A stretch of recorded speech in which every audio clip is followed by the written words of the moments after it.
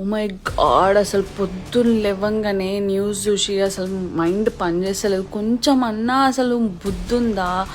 కొంచెమన్నా ఇంగిత జ్ఞానం లేదా మనుషులకి? హ్యుమానిటీ లేదా? ఎక్కడ పోయింది? ఎక్కడ చచ్చిపోయింది? అసలు బంగ్లాదేశ్లో జరిగిన న్యూస్, ఒక హిందువుని, చంద్రదాస్ అనే ఒక అబ్బాయిని అసలు అంత దారుణంగా చంపడమైంది. లిటరలీ రిలీజన్స్ అన్నీ డిఫరెంట్ కాదు, అందరూ ఒకటే, డిఫరెంట్ నేమ్స్తో ఉన్నారు అని చెప్పిన పాపానికి అంత దారుణంగా ఒక మనిషికి రక్తం వస్తుంటే అసలు ఎట్లా చూడకపోతే అయితే నాకే అది ఎంత చెప్పుకున్నా కూడా నాకు ఆ బాధ తగ్గట్లేదు. ఇంకా వాళ్ళ ఫ్యామిలీకి ఎట్లుంటుందో ఊహించండి లిటరలీ. అండ్ ఒక గురువు కూడా అన్నాడు, 1000 మంది హిందూ ఫ్యామిలీస్లో ఒక్క ముస్లిం ఫ్యామిలీ ఉన్నా కూడా వాళ్ళు సేఫే, కానీ ఒక 1000 మంది ముస్లిం ఫ్యామిలీస్లో ఒక హిందూ ఉంటే మాత్రం ఇట్లా అవుతుంది, ఇంత దారుణంగా ఉంటుంది అని చెప్పి.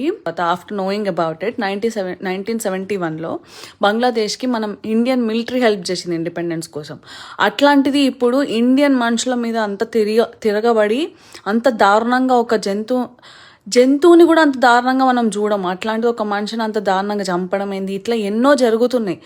అండ్ ప్లీజ్ దయచేసి నేను చెప్తున్నా, మన వాళ్ళకి అంత క్రూరమైన కంట్రీకి వెళ్ళాల్సిన అవసరం లేదు. ఉన్న దానిలో బతకండి. సంబడి ఆర్ ఒకరిని హామ్ చేస్తున్నామంటే ఒక మనిషికి ఇంత కూడా నొప్పి ఉండకుండా వాటిని ఇంకా డిస్ప్లే చేస్తున్నారు అండ్ వీడియోస్ ఇస్తున్నారు చూడు. అట్లాంటి మనుషులని ఏం చేసినా పాపమే, కర్మ కంపల్సరీ దేవుడు చూస్తుంటాడు అండ్ దే విల్ గది.